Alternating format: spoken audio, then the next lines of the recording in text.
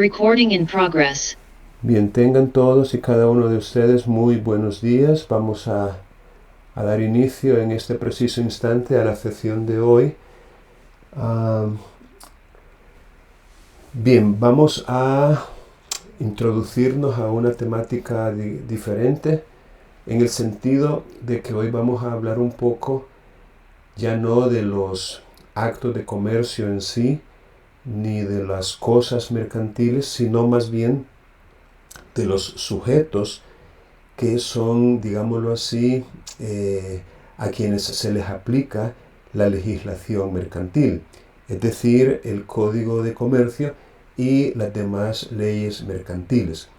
Entonces, como siempre, me gusta compartir con ustedes lo que se ha preparado en la plataforma de Canvas.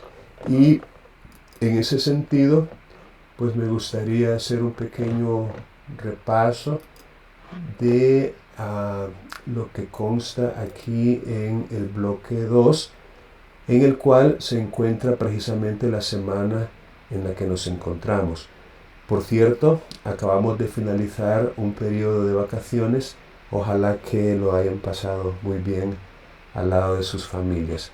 Entonces, como les decía, en esta ocasión, en esta semana 12, que va desde el 10 hasta el 16 de abril, nos corresponde comenzar a hablar acerca de uno de los principales sujetos del derecho mercantil, como lo es el comerciante individual.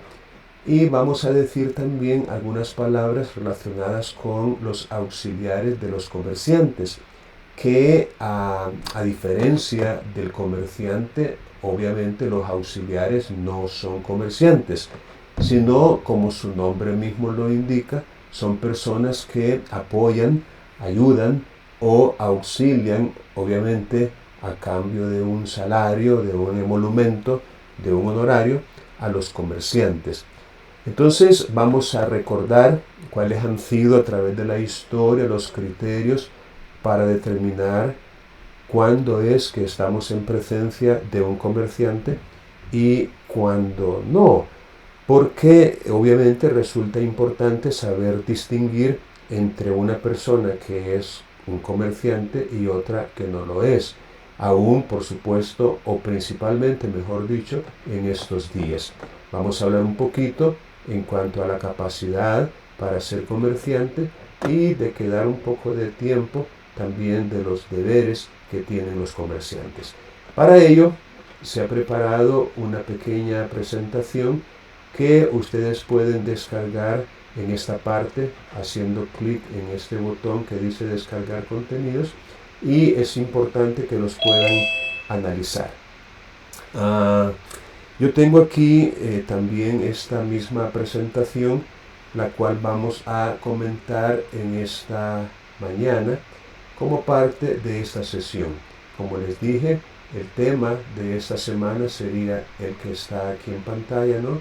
Es decir, el comerciante individual, los auxiliares del comercio, los criterios para determinar la calidad de comerciante y los otros aspectos que se han mencionado. Dentro del objeto de estudio del derecho mercantil, bueno, antes me gustaría repasar también la competencia de la asignatura, porque recuerden que esto es como la meta o el objetivo final que ustedes deben conseguir como parte de estas explicaciones y del estudio individual que ustedes realicen. O sea, en esta asignatura se trata de analizar las instituciones fundamentales tanto del derecho civil como del derecho mercantil. Derecho civil y derecho mercantil, es decir, con la finalidad de coadyuvar en la solución de los distintos problemas que se dan entre las personas e incluso entre estas y el Estado en las diversas relaciones de derecho privado, aplicando para ello las fuentes formales y materiales del derecho y trabajando de manera individual y colaborativa. Esta es, repito, la competencia específica de la asignatura y es de lo que se trata, ¿no? De que a partir de un análisis de las instituciones fundamentales del derecho privado, llamémoslo así, en sus dos ramas, ¿no? El derecho civil y el derecho mercantil, ustedes puedan colaborar o participar activamente en la solución de distintos litigios o problemas que se puedan dar entre las personas, ya sea personas particulares entre sí, o a veces hay conflictos con el Estado mismo en las distintas relaciones de derecho privado que se puedan dar. Y para ello, o sea, el objetivo es que ustedes sepan cómo aplicar las fuentes formales y materiales, es decir, la Constitución en principio, las leyes, los reglamentos, ¿por qué no decirlo? La doctrina, ¿no? La jurisprudencia también de los distintos tribunales y en el ámbito mercantil hasta la costumbre como fuente material que es del derecho. Y esto lo van a hacer trabajando tanto individual como colaborativamente. Ahora sí, dentro del estudio del derecho mercantil, y como lo hemos dicho en repetidas ocasiones, aparte del acto de comercio, que es fundamental para poder determinar, digámoslo así, el campo de aplicación del derecho mercantil, y aparte de las cosas mercantiles, también tenemos a los sujetos del derecho mercantil, que son precisamente los comerciantes, o sea, aquellas personas, tanto naturales como jurídicas, que desarrollan esta actividad lucrativa, el comercio, digamos, los negocios, ¿no? O las actividades puramente mercantiles o comerciales. En esta sesión vamos a comentar, como ya se dijo, sobre los comerciantes individuales, los auxiliares del comercio y otros componentes relacionados. Ahora, ¿qué vamos a entender por comerciante individual? Bueno, en principio, es importante saber que cuando hablamos de un comerciante individual, estamos hablando de una persona física o biológica, de lo que la ley denomina persona natural, es decir, todo individuo de la especie humana, cualquiera que sea su sexo, su raza, su condición, su estirpe, su edad, su género. Es decir, el comerciante individual en todo caso será una persona natural. Y el comerciante social, como su nombre lo indica, son las sociedades. Sobre las sociedades vamos a hablar más extensamente en el siguiente bloque de aprendizaje, en el bloque número 3, que se concentrará precisamente en el estudio del comerciante social. Ahorita, en lo que resta de este bloque, vamos a hablar del comerciante individual. Ahora,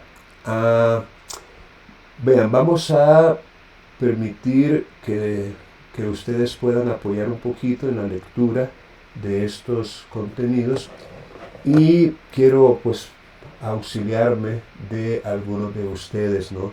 Por favor, al mencionar yo su nombre, active el micrófono y ayúdenme a leer lo que aparece en pantalla, para que haya un poquito, digamos, de interactividad entre ustedes y yo. Bien, Lisbeth, ayúdeme por favor a leer, active su micrófono y lea lo que está en pantalla, por favor. Está bien. Gracias.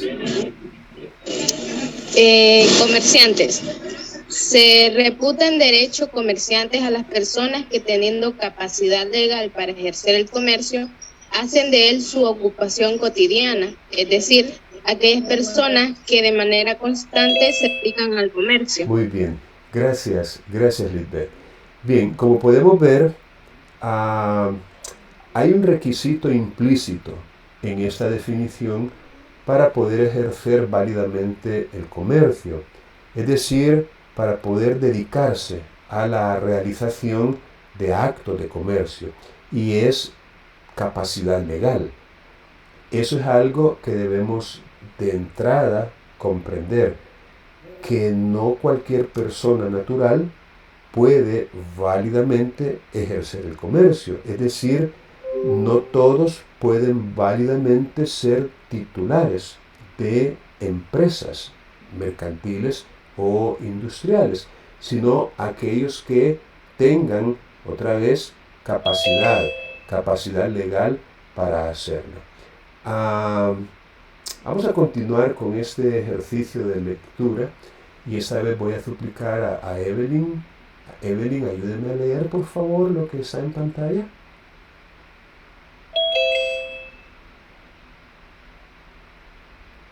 Active su micrófono primero. Buenos días. Buenos días. Debemos recordar las clases anteriores cuando definimos el comercio y el acto de comercio propiamente dicho. Decíamos que para definir el acto de comercio se ha hecho mediante dos escuelas o teorías, una clásica y una moderna. Nos interesa para este objeto la teoría moderna, que nos da dos criterios. La regla general es el acto de comercio, es el acto en masa realizado por empresa. Ya decíamos en qué consistía el acto en masa, que es el acto cotidiano repetitivo. Muy bien, gracias Evelyn. Efectivamente, hemos aprendido que uno de los aspectos más importantes para definir, un concepto definitivo de derecho mercantil es el acto de comercio, y que las distintas escuelas o teorías que se han dado en su evolución o desarrollo histórico nos permiten, distinguirnos entre la teoría clásica y la teoría moderna. Entonces, de acuerdo con la teoría moderna, el acto de comercio tiene una definición que podemos entenderla como la regla general y otra que podemos entenderla como la excepción a esa regla general. Ahora, si se nos pregunta qué vamos a entender por acto de comercio como regla general, repito, como regla general, entonces la respuesta es muy simple, ¿no? Como regla general, el acto de comercio es el acto en masa realizado por empresa. Esa es la respuesta. El acto en masa realizado por empresa. Ahora, ¿por qué introducimos este concepto de empresa? Porque ya vamos a ver que de acuerdo con nuestro código de comercio, el comerciante individual es la persona natural titular de una empresa. Entonces, si nosotros, otra vez, si nosotros vamos a considerar al comerciante individual como el dueño, el propietario, el titular de una empresa, entonces para construir más cabalmente la definición de comerciante, obvio, ¿no? Necesitamos comprender también qué es una empresa y qué es un acto realizado en masa. En principio, el acto en masa se distingue del acto aislado. Esos son como los dos extremos de los que estamos hablando en relación con los actos que se puedan realizar y que tienen relación o que le interesan al derecho mercantil. El acto masivo, el acto que se hace de manera constante y repetitiva, y el acto aislado. El acto en masa es, pues, característico del derecho mercantil, a diferencia del acto aislado, que, pertenece más bien al ámbito del derecho común o del derecho civil, pero no al derecho mercantil por regla general. Porque la excepción, y ya la hemos aprendido también, es que el acto de comercio es el acto que recae sobre las cosas mercantiles, es decir, sobre aquellas cosas que son objeto de una relación mercantil. Y vamos a continuar.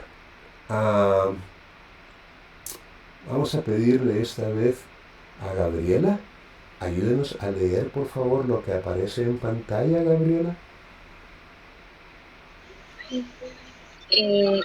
Entonces se reputan comercial aquellas personas individuales o colectivas que se dedican a realizar actos en masa, es decir, todos los días, con el propósito de intercambios de bienes o servicios. Ejemplo, Juan, el señor de la ferretería del pueblo, quien tiene mucho hierro, y si usted quiere construir una casa y si va a la ferretería de Juan, puede comprar el hierro que necesita. Podemos decir que Juan es comerciante porque el hierro que tiene no lo tiene con el propósito de consumo propio, sino para venderlo. Y si se le termina, va y adquiere donde el productor de hierro o proveedor por más hierro. Muy bien, gracias Gabriela.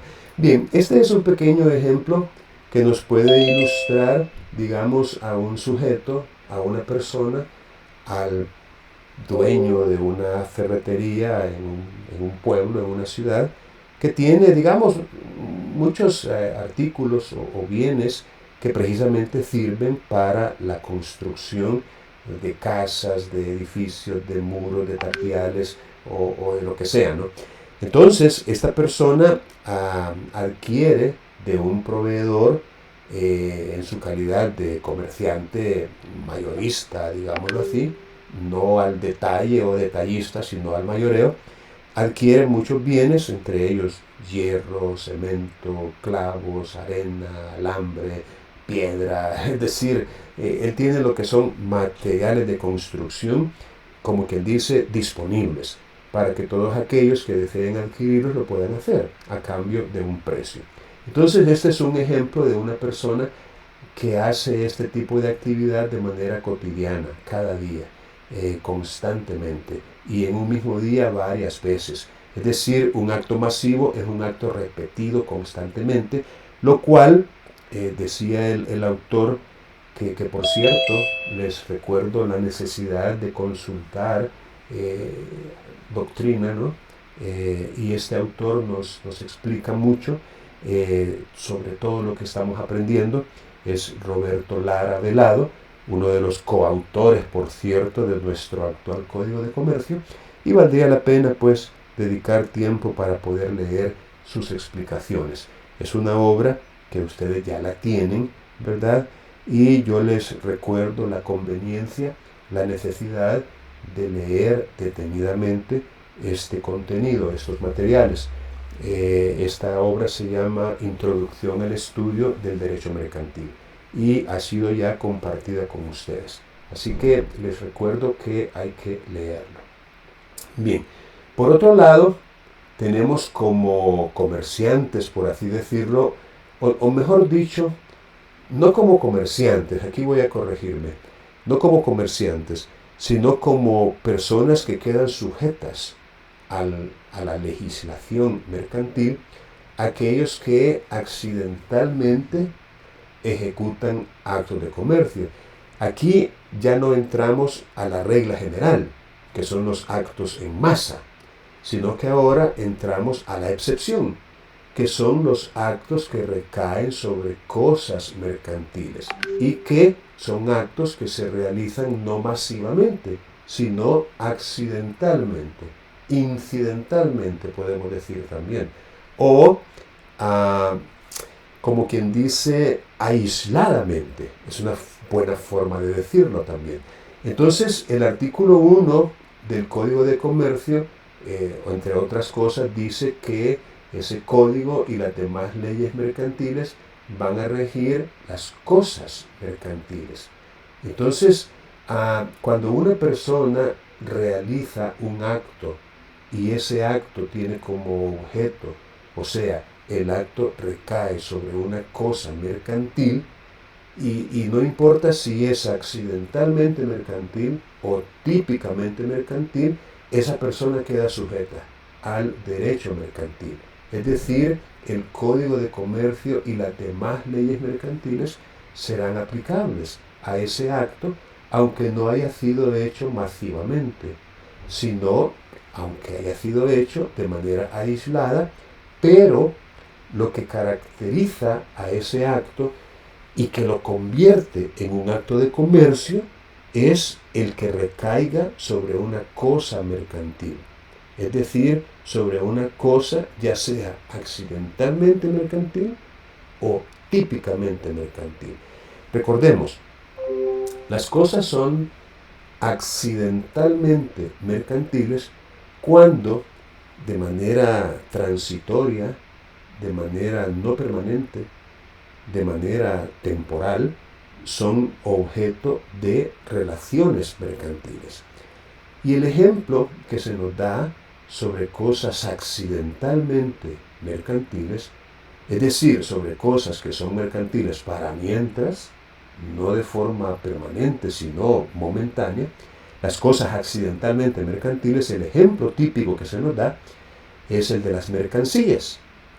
O sea, aquellos bienes, aquellos productos, aquellos insumos que están siendo ofrecidos digamos, al público en general para su adquisición, para su compra. Ejemplo, cualquier objeto, artículo que podamos encontrar nosotros en una tienda, en un almacén, ¿no? Y que están obviamente siendo ofrecidas al público en general. Usted llega, por ejemplo, a un bazar, a una tienda, a un almacén, y entra porque las puertas están abiertas y se puede ingresar con cierta libertad y adquiere para su uso personal, para su consumo, cualquier bien, cualquier artículo. Allí obviamente estamos en presencia de una mercancía, de una cosa accidentalmente mercantil.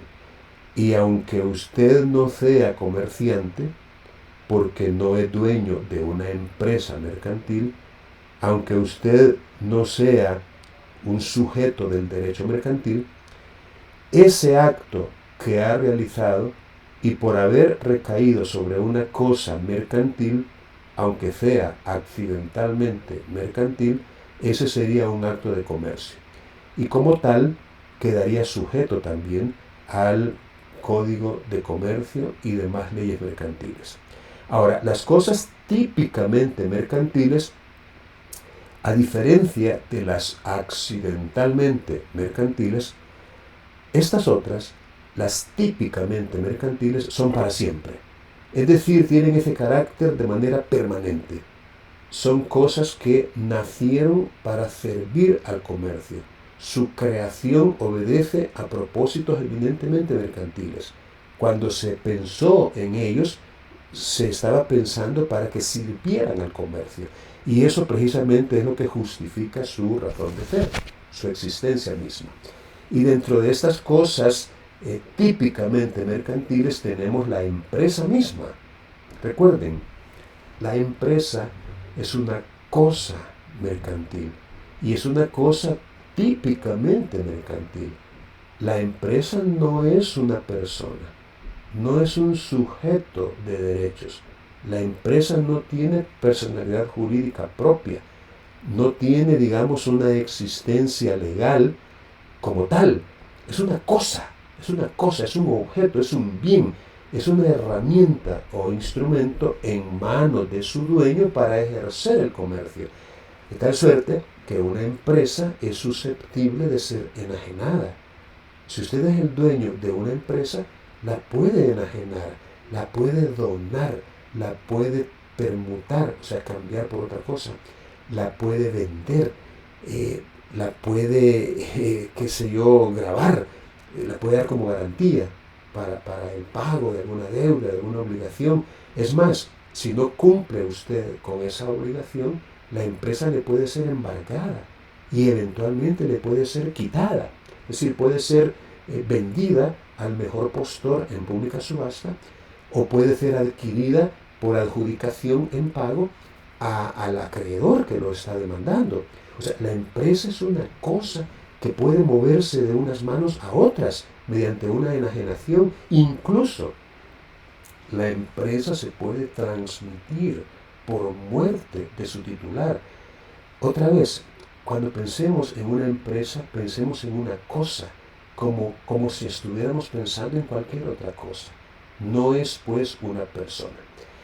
Y digo esto porque muchas veces muchas personas confundimos la empresa con la sociedad. Y eso es una confusión que no encuentra base legal. Claro, es muy común. Repito, muchas veces nos referimos a una sociedad o pensando en una sociedad le llamamos empresa. Y eso se hace muy popularmente, o sea, es muy común escuchar decir empresa para referirnos a la sociedad, es decir, a la dueña de la empresa. Ahora, repito, el lenguaje lamentablemente no es exacto, no es 100% perfecto, no es puro a veces. Y lo importante es reconocer el mensaje, ¿no? O lo que se quiso decir con el uso de las palabras. Entonces no es motivo de una preocupación muy grave, ¿no? Pero otra vez debemos buscar la corrección, la excelencia, ¿no? Por eso estamos estudiando, ¿no? Esa es la idea de matricularnos en un centro de estudios como una universidad o una escuela para poder hablar con propiedad.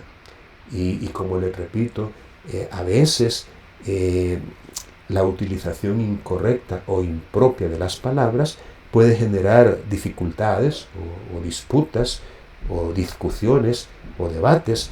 Por eso es importante definir, conocer la definición de los términos, lo que significa cada concepto. Entonces, a partir de hoy, yo espero que quede claro para ustedes que no es lo mismo sociedad que empresa. Que la sociedad es una persona jurídica, un sujeto de derechos. La empresa no. La empresa no es persona. La empresa es una cosa. Y como tal, no tiene personalidad jurídica. No es un sujeto, es un objeto. Y esa diferencia tiene que quedar muy clara en ustedes. La empresa, pues, es el primer ejemplo de cosa típicamente mercantil. Y en la sesión anterior hablábamos también de que hay ciertos elementos intangibles de una empresa que también son cosas típicamente mercantiles, como son las patentes y los distintivos comerciales. Y la característica de estos elementos de una empresa, que por cierto son intangibles, no se pueden tocar, no se pueden percibir con los sentidos, pero eso no quiere decir que no existan. Estos intangibles, su característica principal es que mantienen su existencia con total independencia de la empresa de la cual formen parte. De tal manera que estos elementos también son susceptibles de ser transferidos, de ser enajenados. Las patentes o los distintivos comerciales pueden subsistir sin estar necesariamente unidos o adheridos o adscritos a una empresa en particular. Hoy pueden ser de la empresa X, mañana pueden ser de la empresa Y, y siguen siendo los mismos. No cambian su naturaleza, no cambian sus características. Esos distintivos también son cosas típicamente mercantiles. Y el otro ejemplo de cosas típicamente mercantiles es el de los títulos valores. Los títulos valores requieren un estudio, llamémosle más pormenorizado, un estudio más detallado y que ustedes van a hacer en otra asignatura relacionada precisamente con, digamos, con estos elementos o estas cosas que son típicamente mercantiles. Por el momento es como una especie de análisis introductorio el que estamos haciendo para que ustedes comprendan pues que los títulos valores son también cosas mercantiles y por cierto cosas típicamente mercantiles y que cualquier acto, cualquiera que se haga sobre un título valor, aunque no sea comerciante quien lo ejecute, no importa, el acto que se haga sobre un título valor, sobre una empresa o sobre un elemento intangible de la empresa que es también una cosa típicamente mercantil, como lo es la empresa y los títulos valores, cualquier acto que se haga sobre una cosa típicamente mercantil es un acto mercantil, es un acto de comercio y como tal queda sujeto a la legislación mercantil. Ejemplo, vamos a ver, ayúdenme con este ejemplo, con su lectura por favor, Jocelyn. Ayúdenme a leer este ejemplo que está ahí en pantalla, por favor.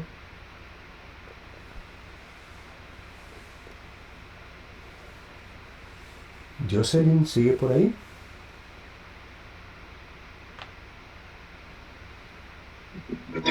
Buenos días, licenciado. Buenos días. Ayúdenme con la lectura, por favor. Con el ejemplo. Sí, así es.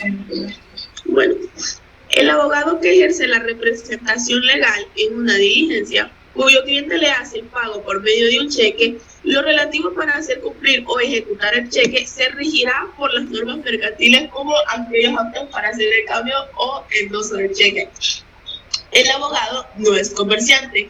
Decíamos que el ejercicio libre de las profesiones, como los doctores o abogados, no se puede masificar. Por lo tanto, no puede decidirse con aquellos que son comerciantes. Muy bien. Gracias, Jocelyn. Este es un ejemplo de lo que les estaba diciendo, ¿no? De que aunque la persona que realice ese acto con una cosa típicamente mercantil no sea ella un comerciante, eso no importa. Es decir, a pesar de que el acto es un acto, llamémosle aislado, no es masivo, no es hecho por un comerciante ni por medio o por intermedio de una empresa, pero el acto es un acto de comercio. Y como tal, otra vez, y la importancia de estas explicaciones, es que se le va a aplicar la legislación mercantil. Ahora, voy a hacer una pequeña aclaración. Miren, el énfasis que se hace obedece a que no es lo mismo un acto al que se le aplique la legislación común, llamemos el Código Civil, ¿verdad? Y las legislaciones, llamémosle civiles, a que un acto sea mercantil. Porque, de alguna manera, hay ciertas diferencias que en su momento ustedes van a poder identificar, van a poder comprender, que hacen, pues, ¿por qué no decirlo?, que la aplicación impropia o incorrecta de una legislación derive en una, digamos, en un procedimiento inadecuado.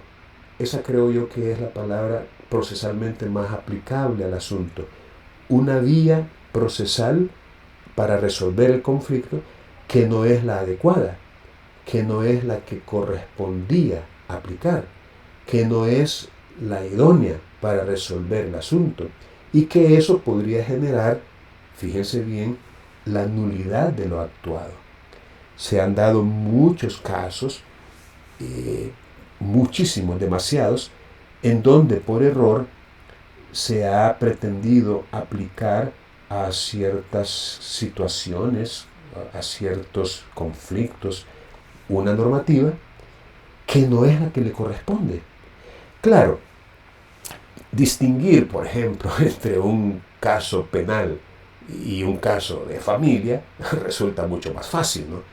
Es decir, todos podemos saber con cierto grado de seguridad cuando un asunto es penal y que por ende hay que aplicar la legislación penal y cuando es un asunto de familia, por ejemplo.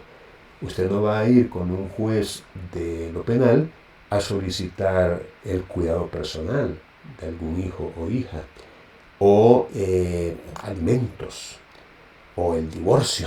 Es decir, hay una incompatibilidad clarísima.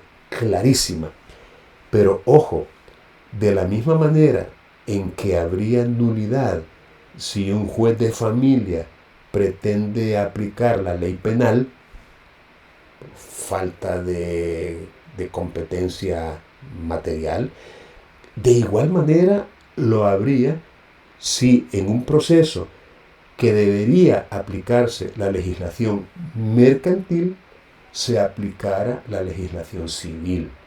Entonces, como hay mucha más conexión, llamémosle así, entre el área civil con el área mercantil, porque participan de muchas características comunes, por eso es de que podría generarse algún tipo de confusión, ¿verdad? Y se ha generado. Y eso, repito, ha motivado la nulidad de muchos procesos. No me lo están preguntando, pero yo mismo, actualmente hay un proceso que no se ha resuelto, que se intentó y se inició como un proceso civil. Y fíjense qué interesante, 11, 12 años, años después, previa tramitación, apelación, casación, y ante un argumento que se planteó dentro de este recurso, estos recursos, de que no se debió aplicar la legislación civil, sino que la aplicable era la legislación mercantil. ¿En qué derivó? En una declaratoria de ineptitud de la demanda. Es decir, se dio como resultado la ineptitud de la demanda, es decir, una demanda inepta porque se planteó de manera incorrecta. Tuvieron que pasar 12 años, 11, 12 años, para poder corregirse, fíjense bien el asunto, y todavía no se ha resuelto. A estas alturas del partido, todavía no se ha metido gol, todavía no se ha resuelto, todavía se está jugando. Imagínense lo cansado que resulta y la pérdida de tiempo y de recursos por un error que pudo haberse advertido desde el principio y por ende haber intentado la acción correcta. Entonces, todas estas explicaciones obedecen a que cuando ustedes ejerzan la abogacía y representen en juicio a personas que tienen conflictos en el orden privado, tienen que saber distinguir. Así como se distingue entre el ámbito penal y de familia, usando ejemplos extremos, así también hay que saber distinguir entre el ámbito civil y el ámbito mercantil para saber cuál es la legislación que hay que aplicar al caso concreto. Veamos este otro ejemplo, tal vez nos ayuda a leerlo. Ever, ayúdeme por favor a leer, Ever. Ahí está en pantalla.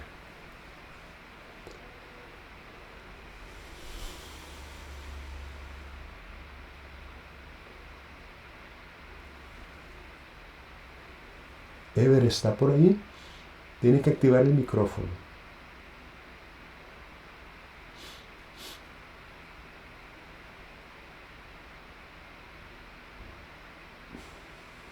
Ever, lo veo conectado, pero no me está respondiendo. Bueno, William entonces. William, por favor. Tienen que permanecer en la sesión. No es válido solo conectarse. Le escuchamos, William. Buenos días, dice, buenos días. Otro ejemplo podría ser la persona que compra o vende una casa, cuyo pago se realiza de igual forma por medio de un cheque. El negocio jurídico, es decir, la compra y venta de la casa, es un acto civil, pero la emisión del cheque y todos aquellos actos tendientes a materializar el dinero son actos que se rigen por el derecho mercantil. Muy bien.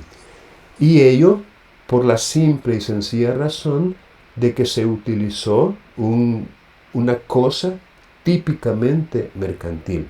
Es decir, la compraventa como tal es un acto civil, pero cuando se hace el pago y se utiliza un cheque, ahí ya estamos en presencia de una cosa típicamente mercantil y la emisión del cheque ya cae dentro del ámbito del derecho y del Código de Comercio, del derecho mercantil, así como cualquier endoso que se pueda hacer sobre el cheque, que el endoso es como la transferencia que se hace del cheque de una persona a otra. Es decir, el endoso es el traspaso que se hace del título valor de una persona a favor de otra, o el eventual pago, es decir, el cobro. Cuando se llega para hacer efectivo el pago, ese también es un acto cambiario, es un acto de comercio y como tal sujeto al derecho mercantil. Vamos a ver. Antes de hablar del comerciante individual, tenemos que preguntarnos quiénes son comerciantes, y hay una definición doctrinal que dice que son aquellas personas que, teniendo capacidad legal para contratar y contraer obligaciones, ejercen esa actividad.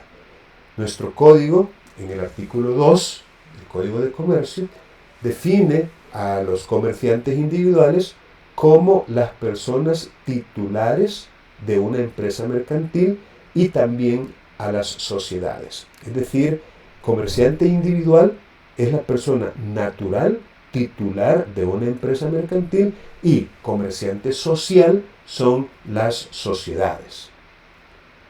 Vamos a leer esta otra parte y esta vez voy a pedirle a Stephanie. Stephanie, ayúdeme a leer por favor lo que está en pantalla.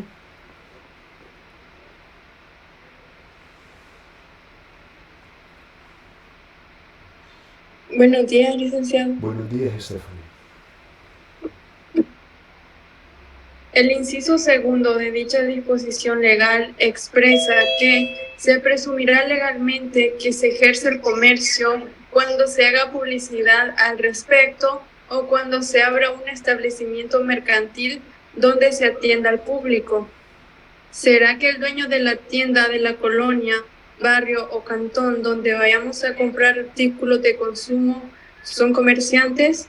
Pues de acuerdo con la legislación mercantil sí lo son. Es de aclarar que en algunos casos, si no es que en la mayoría, esas personas se encuentran en la categoría de comerciantes informales, pero según sea su activo, deberían de estar inscritos como comerciantes individuales en el registro de comercio.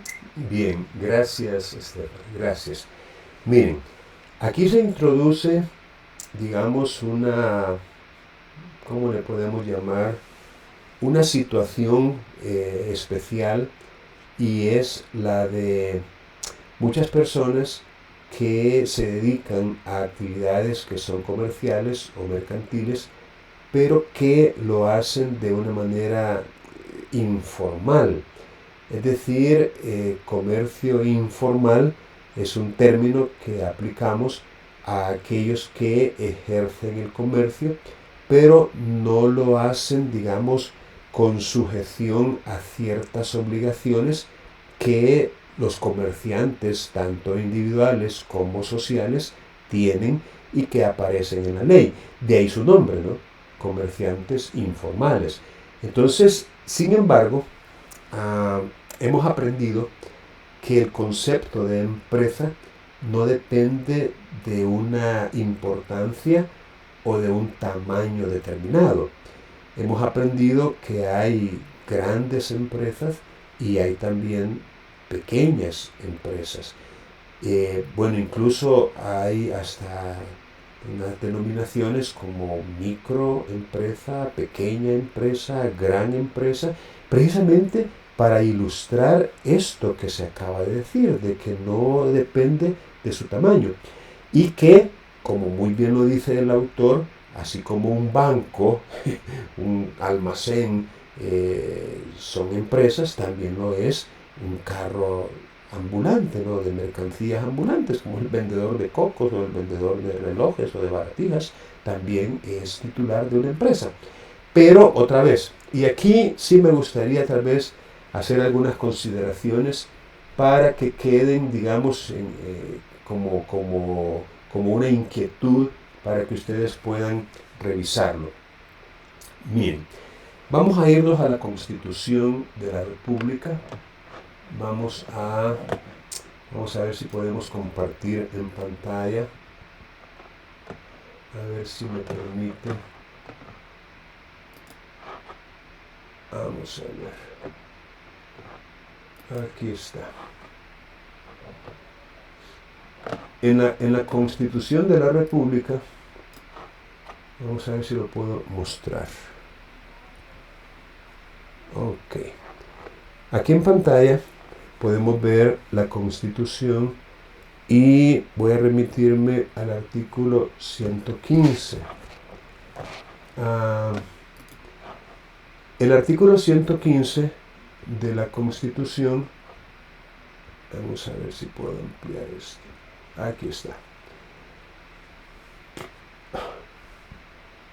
El artículo 115 de la Constitución dice literalmente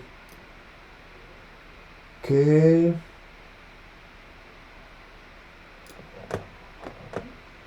déjenme hacer esto un poquito para acá.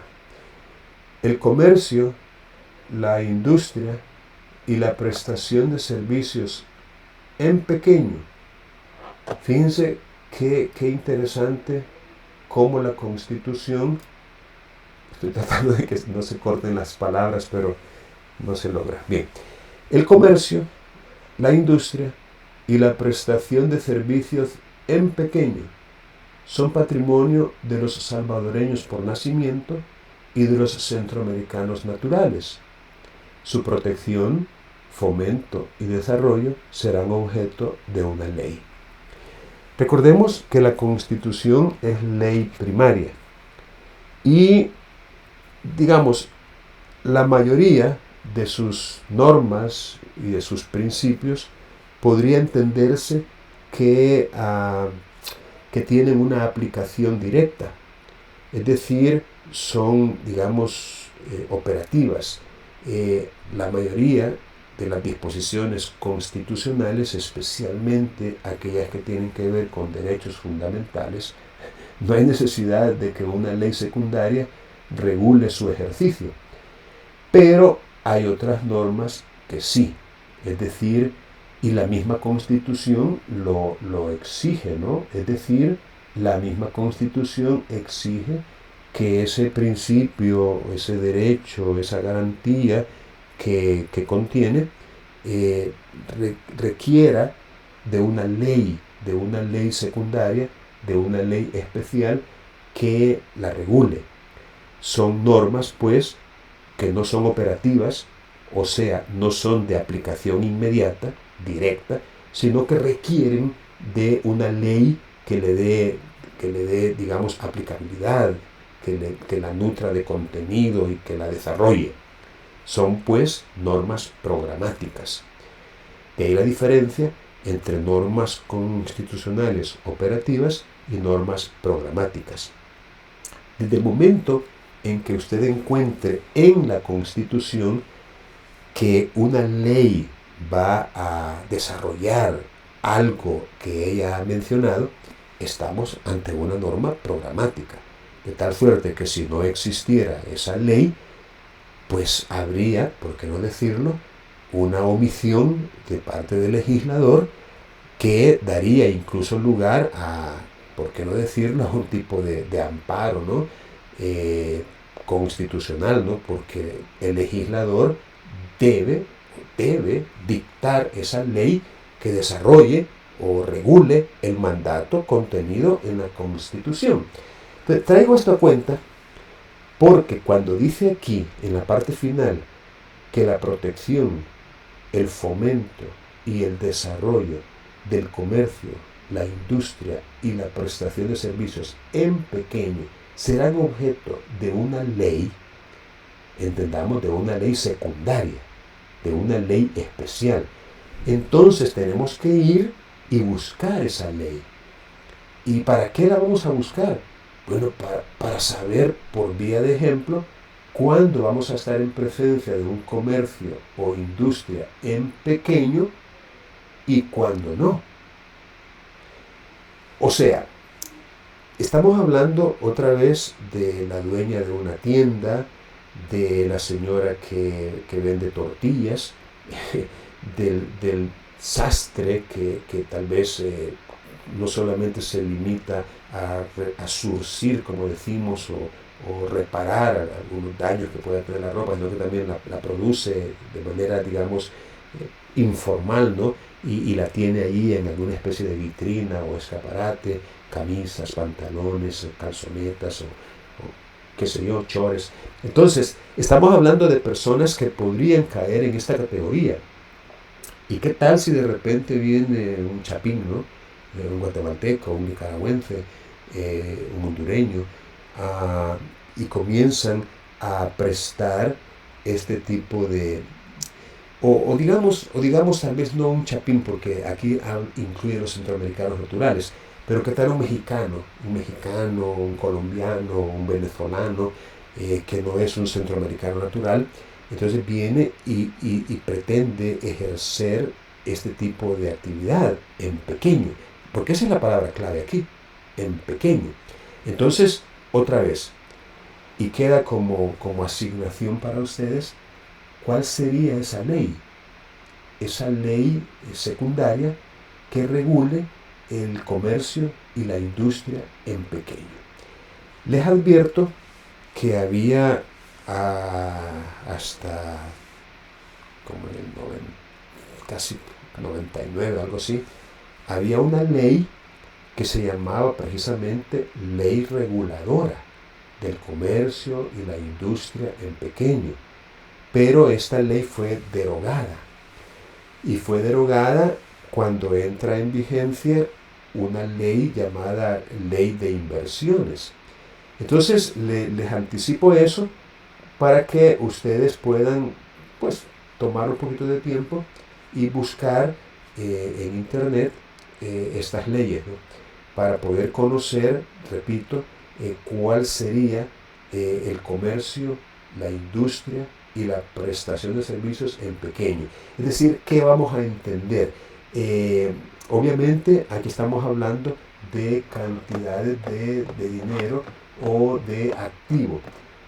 Para el caso, en el Código de Comercio encontramos también, digamos, el equivalente, ¿no?, al mandato constitucional.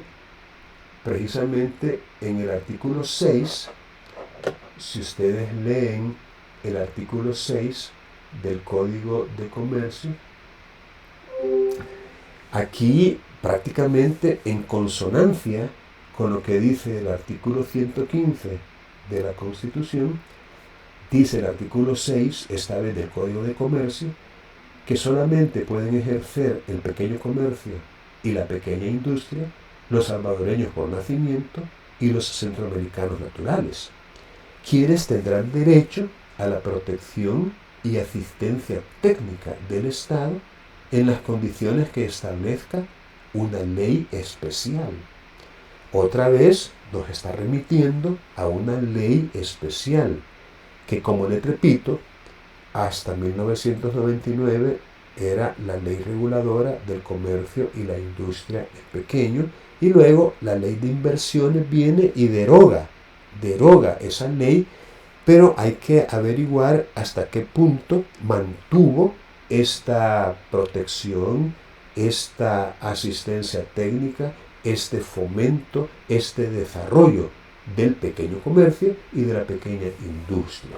Es más, los que contravengan lo dispuesto en el inciso anterior quedarán sujetos a las sanciones que la ley especial indique.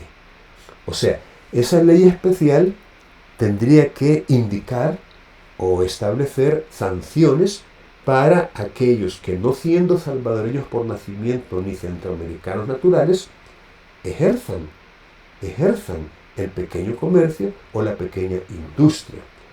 Y en su caso, sus establecimientos serán cerrados, siguiendo el procedimiento establecido en la misma. Es decir, esa ley también tendría que contener un procedimiento para el cierre de los establecimientos de aquellas personas que no teniendo derecho al pequeño comercio o a la pequeña industria, lo ejerzan. La ley, fíjense bien, la misma ley fijará el límite por bajo del cual se considerará a una empresa como pequeño comercio o pequeña industria.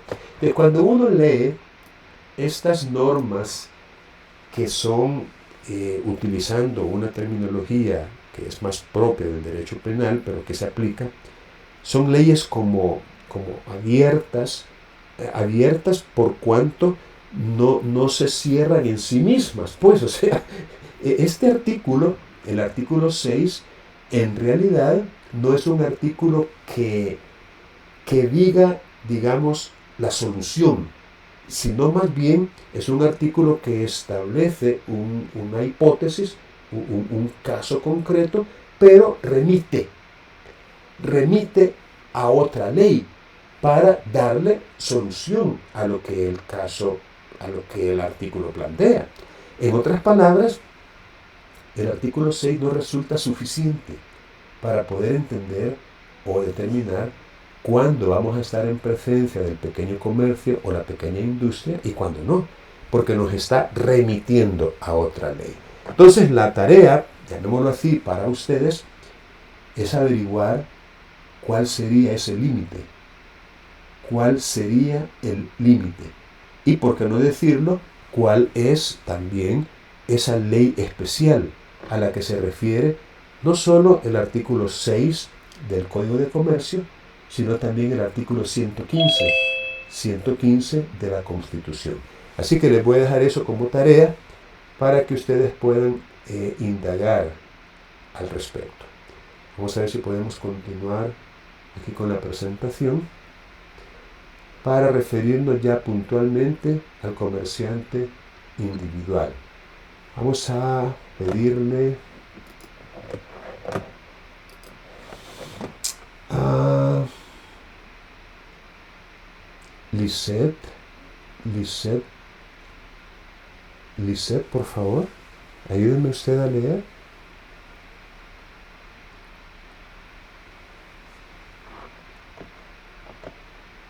Sí, los comerciantes individuales son personas físicas que teniendo capacidad legal para ejercer el comercio hacen de él su ocupación ordinaria o habitual. Esto implica que para ser comerciante es necesario tener capacidad. Según el Código de Comercio de El Salvador, comerciante individual es la persona natural titular de una empresa mercantil. Para ser titular de una empresa mercantil y ejercer el comercio usando dicha empresa como medio o instrumento, es necesario tener capacidad. Muy bien. Gracias, Lisette. Efectivamente, como lo estamos aprendiendo aquí,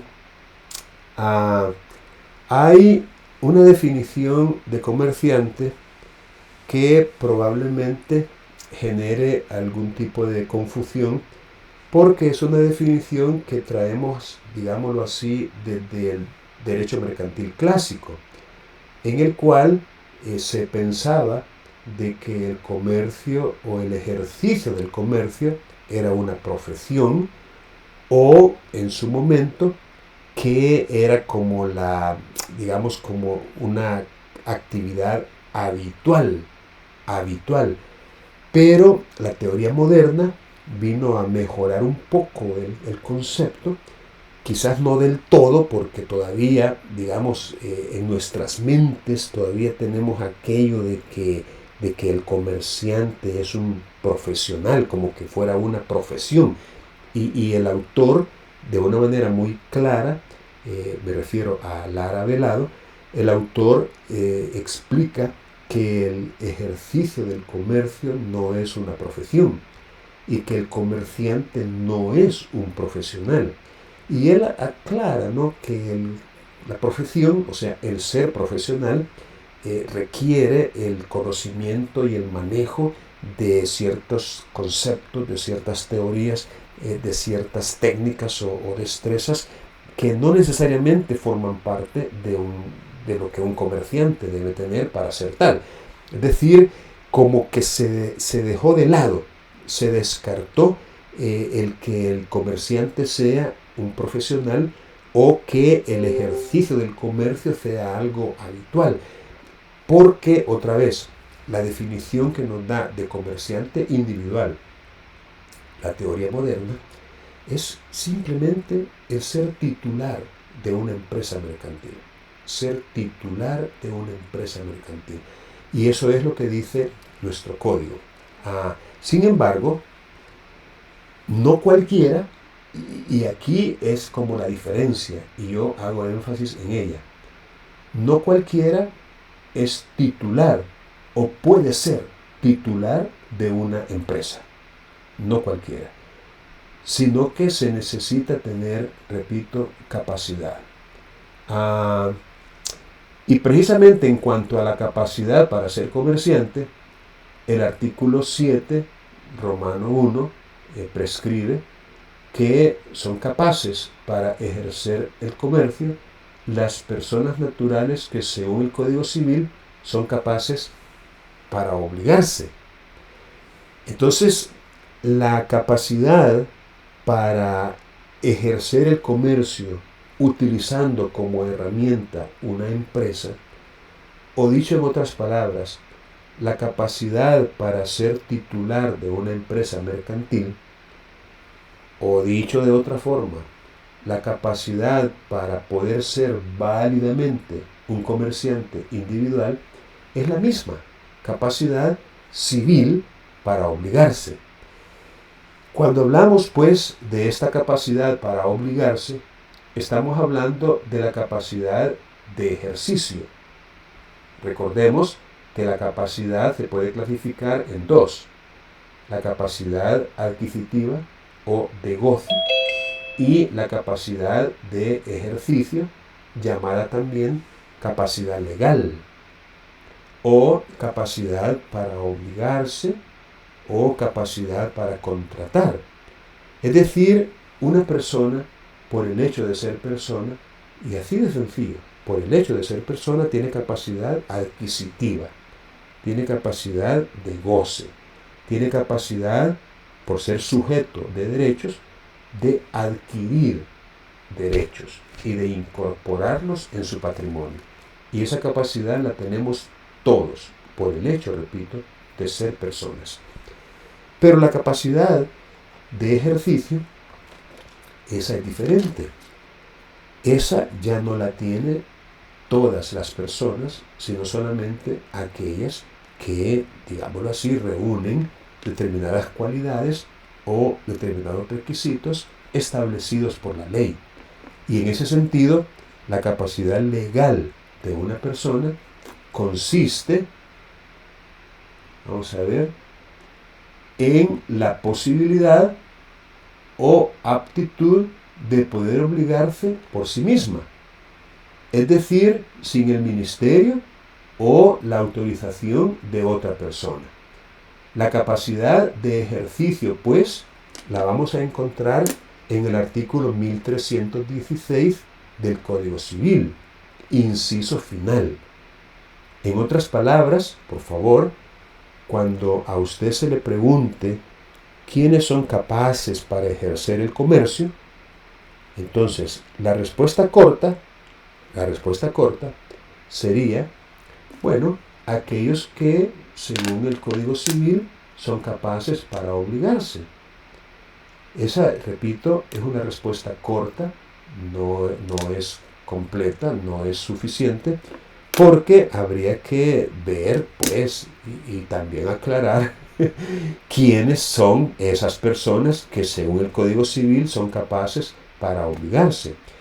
Y eso tiene mucho que ver, tiene todo que ver con el concepto opuesto, con el concepto incapacidad para obligarse. Es decir, ¿quiénes son capaces para obligarse?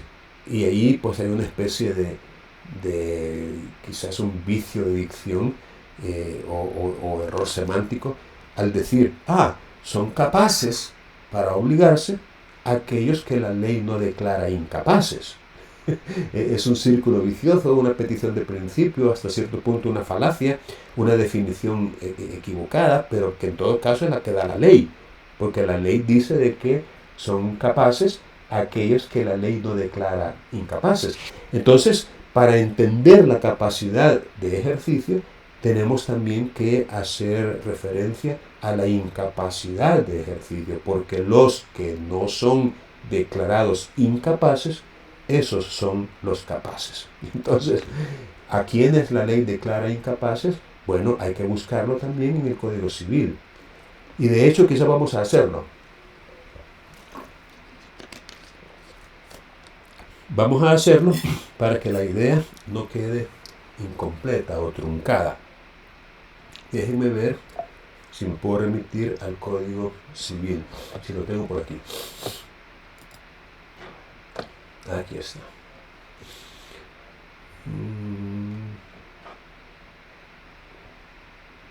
Bueno, a ver si lo puedo proyectar.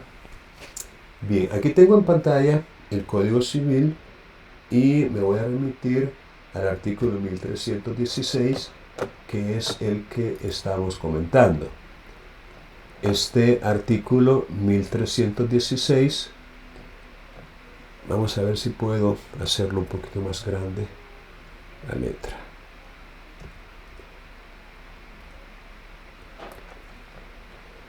Vaya, según este artículo 1316, para que una persona se obligue a otra por un acto o declaración de voluntad es necesario. Aquí estamos hablando pues de la capacidad para obligarse, para que una persona se obligue a otra. Primero, que sea legalmente capaz.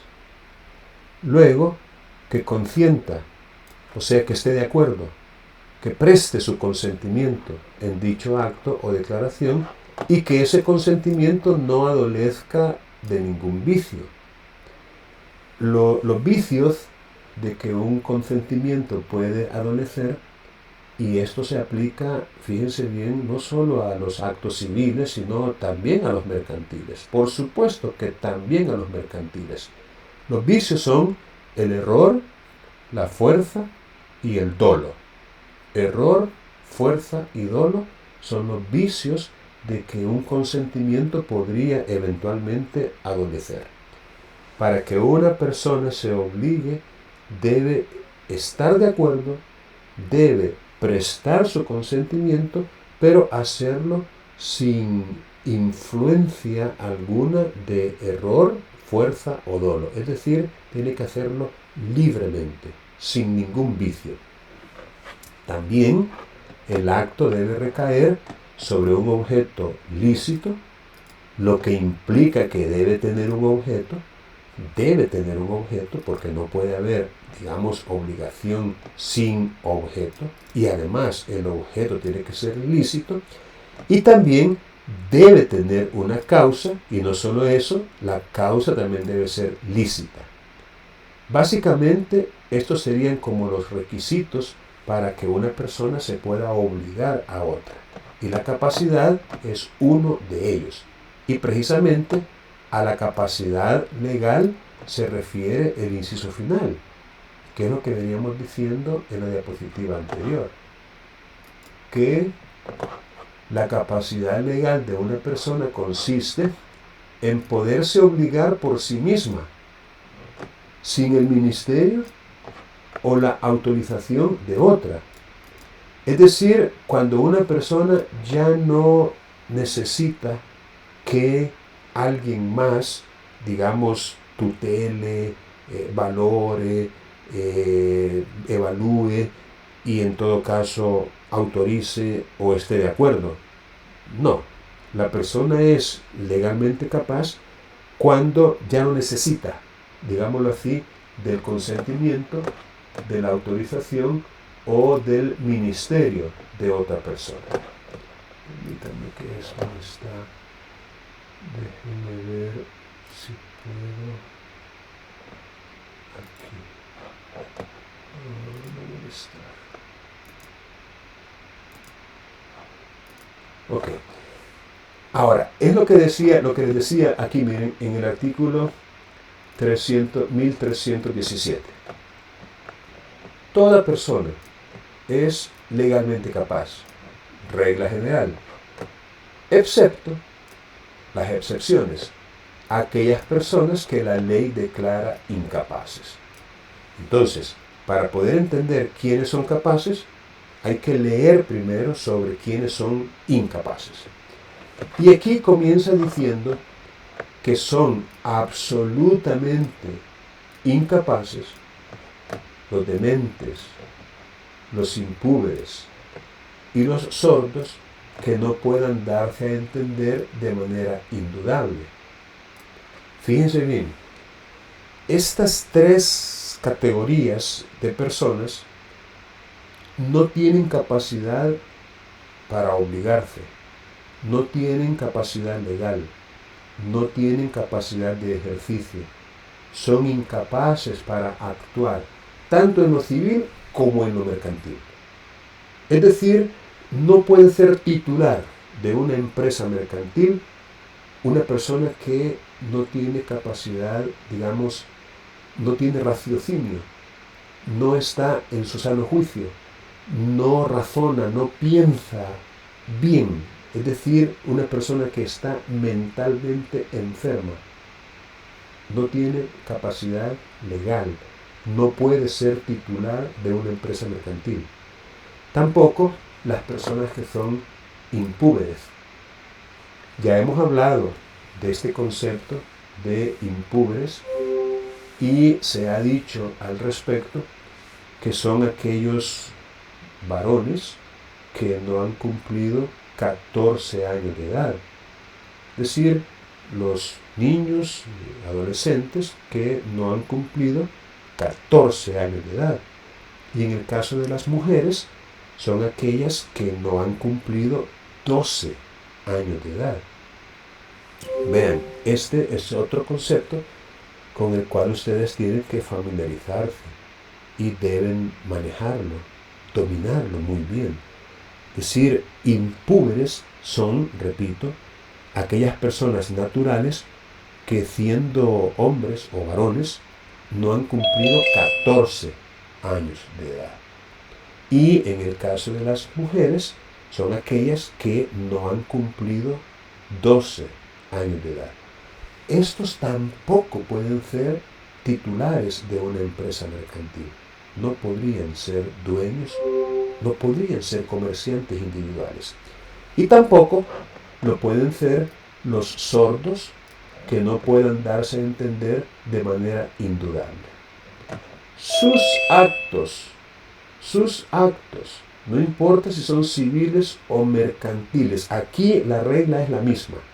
Sus actos no producen ni siquiera obligaciones naturales y no admiten caución. Es decir, cualquier acto que realice una persona de estas no produce ni siquiera, fíjense bien, ni siquiera obligaciones naturales y no admiten caución.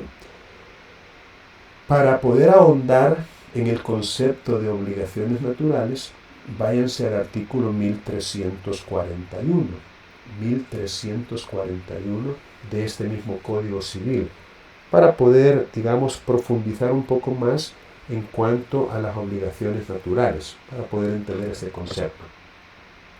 Ahora, fíjense bien, son también incapaces los menores adultos. Ojo, los menores adultos.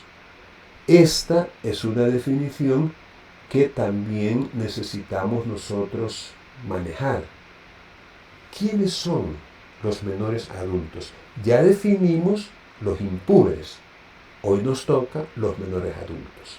Miren, no puede haber nada más fácil. De hecho, voy a remitirme ahorita al artículo 26 de este mismo código, porque en este artículo 26 es donde se da una clasificación de las personas según su edad. Y aquí sí me van a ayudar con la lectura que se me hizo. Quiero ver si comienzo desde aquí. Aquí está.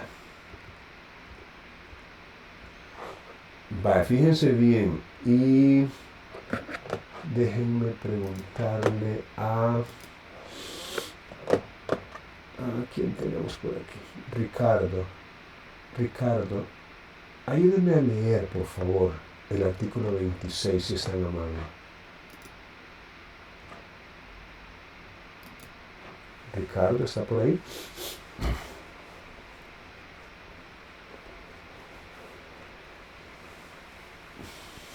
Vean, les decía que hay que permanecer en la sesión. No es suficiente con conectarse, ¿no?, al principio de la sesión y luego ponerse a hacer otras cosas o ir a otro lado, sino que hay que mantenerse conectado.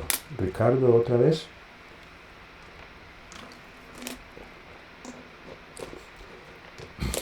Vamos a ver si encontramos a otra persona por ahí para que nos ayude. Le vamos a pedir ya que Ricardo no está, a Jennifer. Jennifer, ¿está por ahí?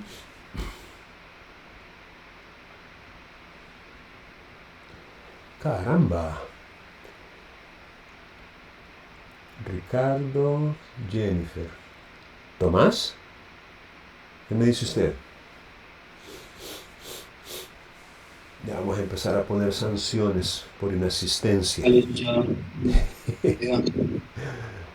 Vaya.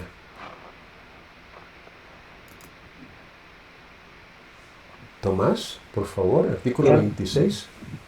Dice, llámase infante todo el que no ha cumplido 7 años.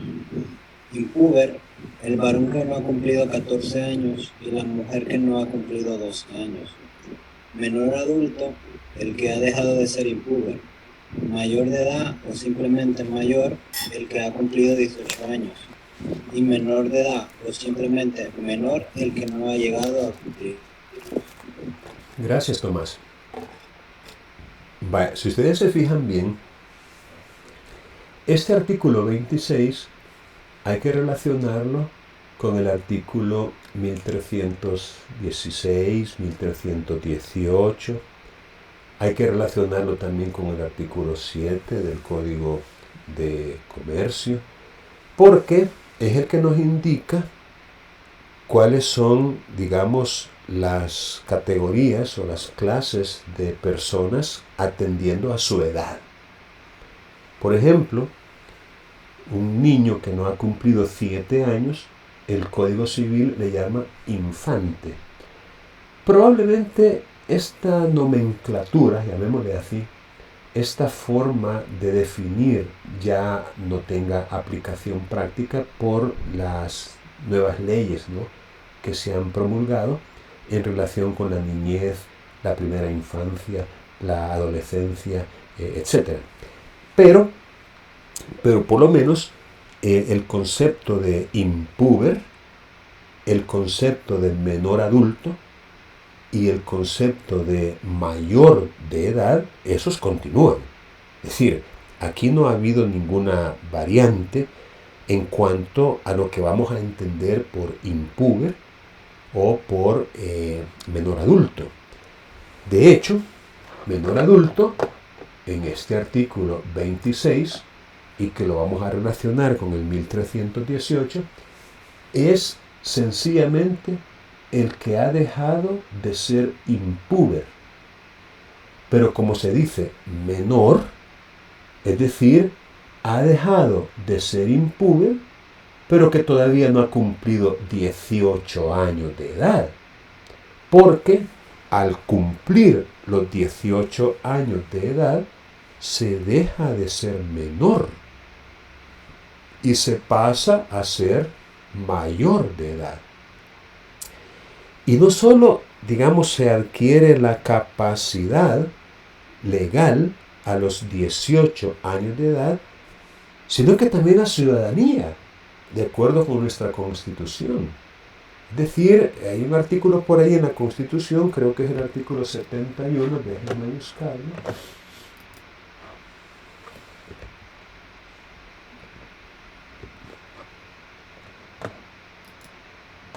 Esta cosa se queda. Vamos a ver el artículo 71, creo que es.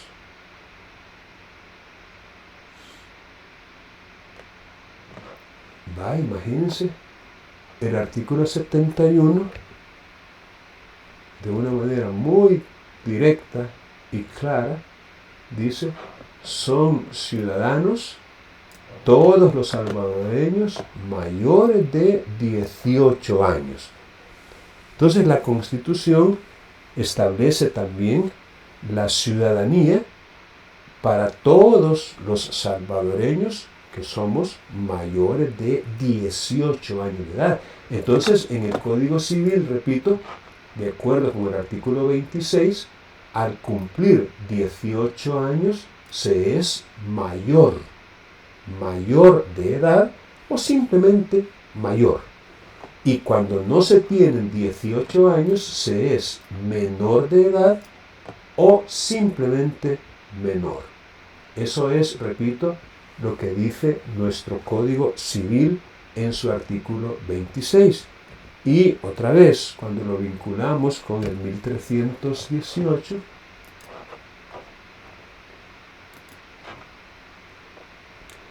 pues aprendemos que los menores adultos, fíjense bien y ojalá que ustedes estén tomando nota porque si no, pues no sirve de mucho. Si nos vamos al artículo 26, los menores son los que no han cumplido 18. Y los menores adultos son los que han dejado de ser impúberes. En otras palabras, menores adultos son los que, habiendo cumplido 14 años de edad y son hombres, todavía no han cumplido 18. Y las mujeres que habiendo cumplido 12 años de edad, todavía no han cumplido los 18. Esa sería como que dice la definición. ¿Qué entendemos por menor adulto? Bueno, depende del sexo.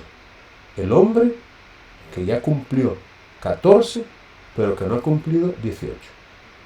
Y la mujer que ya cumplió 12, pero que no ha cumplido 18. Esos son los menores adultos. Ojalá, repito, que les quede suficientemente claro. Porque los menores adultos son también incapaces.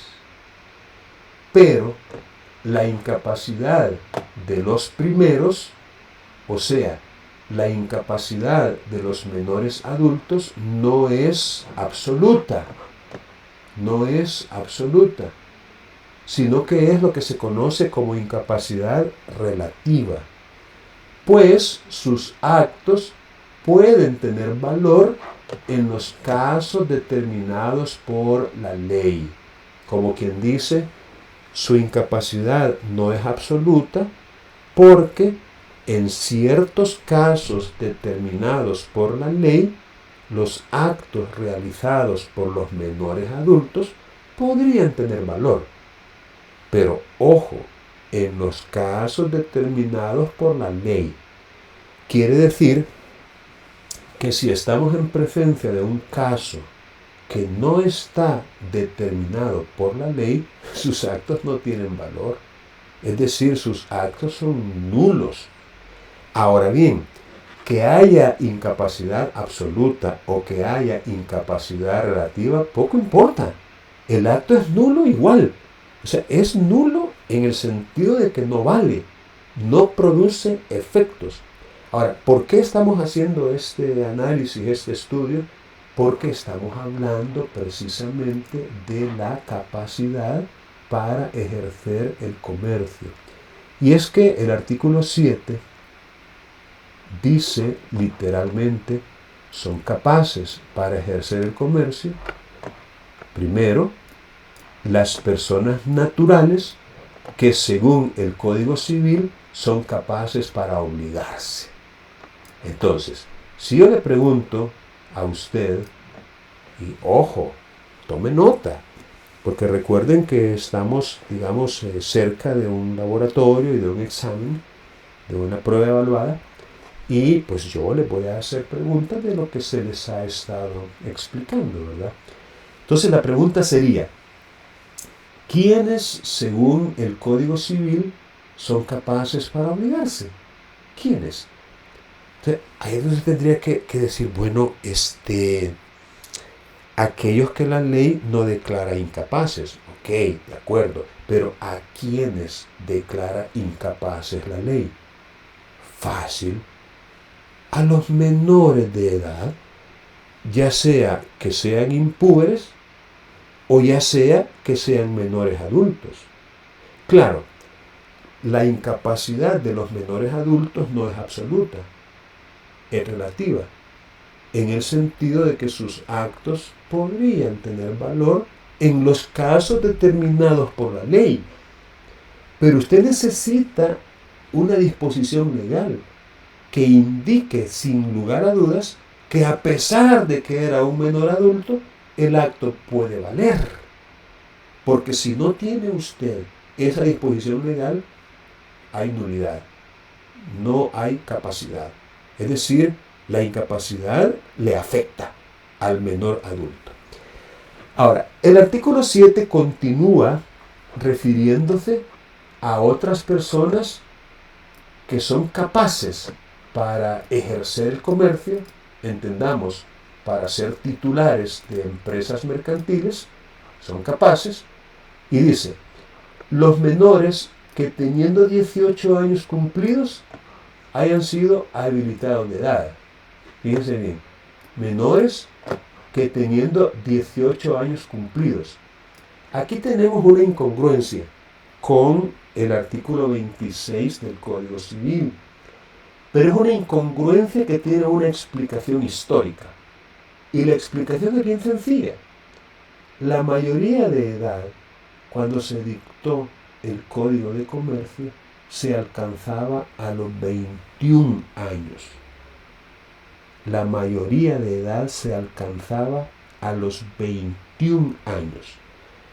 Pero luego se tomó la decisión, llamemos legislativa, de bajar el límite de 21 a 18. Entonces, antes, fíjense bien, cuando la mayoría de edad se alcanzaba a los 21, tenía sentido lo que dicen estos Romanos 2, 3 y 4 del Código de Comercio. Repito, tenía sentido cuando la mayoría de edad se alcanzaba a los 21. Pero ahora que se alcanza a los 18, estos Romanos 2, que tengo en pantalla, 3 y 4, ya no tienen sentido, ya no tienen razón de ser. Entendámoslos derogados. Entendámoslo derogados. ¿Por qué? Porque ya no es necesario que un mayor de 18 años obtenga autorización judicial. Ya no es necesario. Era necesario cuando, habiendo cumplido 18 años, todavía no tenía 21. Es decir, tenía 18, 19, 20. En esos 3 años, si quería ejercer el comercio, necesitaba autorización de un juez. Pero ahora ya no necesita esa autorización porque ya es mayor de edad. Habiendo cumplido 18, ya es mayor de edad. Tampoco necesita autorización de sus representantes legales, porque la representación legal se extingue o termina cuando cumple 18 la persona. Es decir, ya no necesita autorización de nadie, porque ya es mayor de edad y ya es, por ende, plenamente capaz. Y tampoco existe ya la habilitación de edad. La habilitación de edad era una figura, una institución del derecho civil que tenía, repito, aplicación cuando la mayoría de edad se alcanzaba a los 21. Aquellos que teniendo 18 todavía no tenían 21, pero eran habilitados de edad, podían ejercer el comercio. Pero ahora ya no tiene sentido. Primero, porque al tener 18 años ya se es mayor de edad, ya se es completamente capaz. Y segundo, porque ya no existe la habilitación de edad. La habilitación de edad era para los que ya tenían 18 pero no tenían 21 todavía. Entonces tenía sentido que se habilitaran de edad. Pero ahora ya no es necesario y ya no existe esa figura. Este artículo 8 del Código de Comercio, igual, tampoco tiene ya aplicación práctica. O sea, ya no es, como quien dice, requerido que se le autorice por sus representantes legales. Y entonces ya no tiene por qué ir a un juez, ante un juez, para que califique la negativa, el por qué no le quiere dar autorización. No, si ahora ya no necesita esa autorización. Igual, tampoco tiene razón de ser esto otro, porque habla del menor de 21 y mayor de 18, que no tenga representante. O sea, ya no tiene necesidad de esa autorización del juez. Y finalmente, los menores a que se refiere el artículo anterior y los ordinales 2, 3 y 4 del artículo 7 pueden hipotecar los bienes. Eso tampoco tiene sentido. Aquí dice se reputarán como mayores de edad. Fíjense bien, se reputarán como mayores de edad. Ahora no hay necesidad de entenderlos o de asumir o de presumir que son mayores. Ya lo son, ya son mayores de edad. Repito, porque se cambió la edad en que se alcanza la mayoría de 21 a 18. Y aquí viene lo que habíamos comentado ya. Las personas que carecen de capacidad o de habilidad. Fíjense que aquí entra otra institución fundamental del derecho mercantil. Y pónganle atención porque eso es lo que estamos estudiando. Las instituciones fundamentales del derecho, tanto civil como mercantil. Una cosa es la capacidad y otra cosa es la habilidad. Entonces, aparte de estudiar quiénes son incapaces para ejercer el comercio, también necesitamos referirnos a quienes son inhábiles para ejercer el comercio. Y esa inhabilidad, vamos a ver dónde la encontramos, creo que es en el artículo 11. Permítanme que esto no se quiere mover. La inhabilidad aparece en el artículo 11. Fíjense bien, son inhábiles para ejercer el comercio. Y no solo eso, sino también para desempeñar cualquier cargo en sociedades mercantiles. Primero, los que por disposición legal no pueden dedicarse a tales actividades.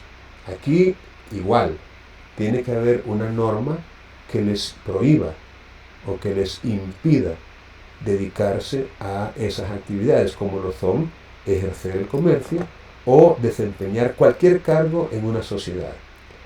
Luego, los privados de esas mismas actividades por sentencia ejecutoriada, sentencia judicial firme. Y también los declarados en quiebra mientras no sean rehabilitados. Si un comerciante es declarado en quiebra, eso lo inhabilita para ejercer el comercio y para desempeñar cualquier cargo en alguna sociedad mercantil. Bien, quería comentarles este artículo 10, porque es un artículo que tiene bastante aplicación práctica. Por lo que ya les decía, que las empresas mercantiles, esas que tienen un dueño, un propietario, un titular, y que precisamente por el hecho de ser dueño de esa empresa se es comerciante individual. O sea, Si usted es dueña o dueño de una empresa mercantil, ese solo hecho le convierte en un comerciante individual. Porque en eso consiste el comerciante individual, el ser titular o dueño de una empresa mercantil. Y que conste, no necesariamente la tiene que administrar o manejar usted, si para eso están los auxiliares de comercio. O sea, usted podría tener una empresa bajo su dominio, es decir, ser dueño o dueña de esa empresa y no intervenir. No necesariamente usted tiene que trabajar en ella, pues. Es decir, administrarla, gestionarla. Para eso puede tener dependientes, puede tener empleados, puede tener trabajadores. Y usted simplemente disfrutar de los beneficios que se reporten de la actividad comercial a cargo de esos empleados suyos. Entonces, el punto aquí, y les decía yo, que una empresa se puede perfectamente transferir y también se puede transmitir. La transferencia es por acto entre vivos. La transmisión es por causa de muerte. Es decir, cuando fallece el dueño o titular de una empresa, entonces esta queda como en la expectativa de ser transmitida a los herederos o incluso se puede asignar como un legado.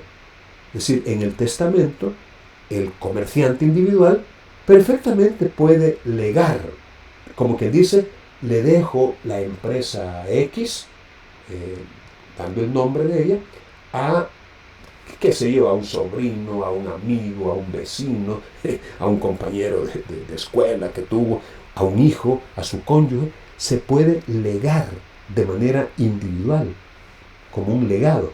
O también simplemente puede ir como parte del patrimonio que se hereda o se transmite en forma general.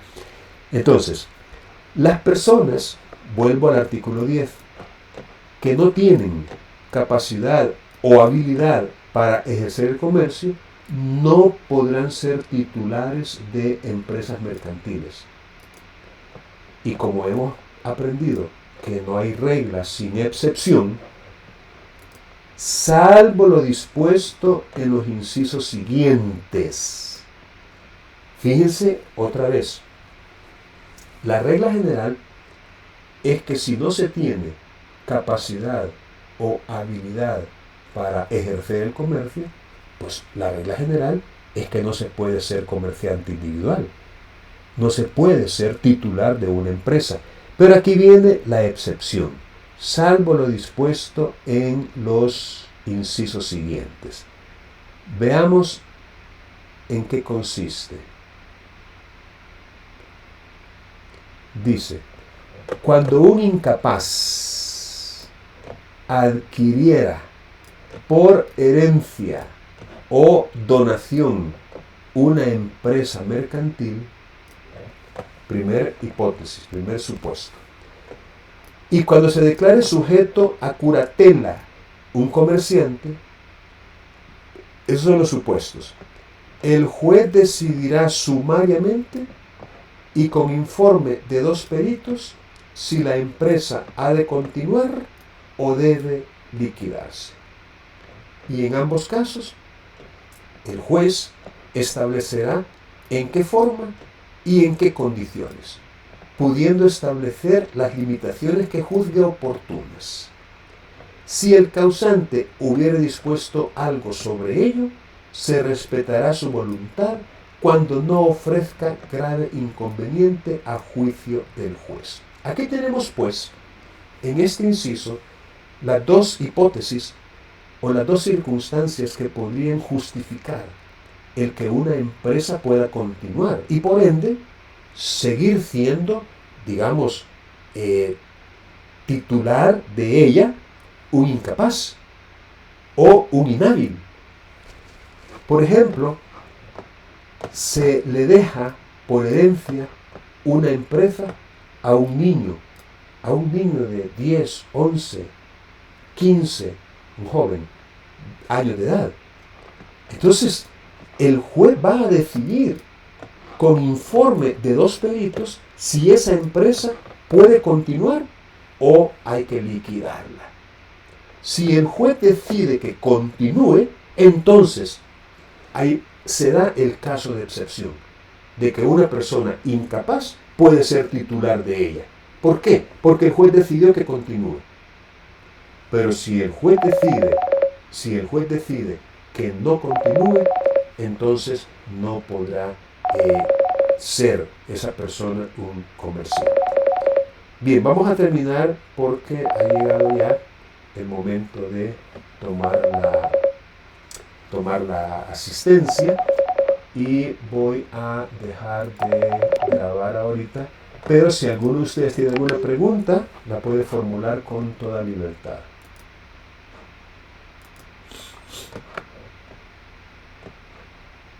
Bueno, Ricardo se excusó diciendo que no le funciona el micrófono.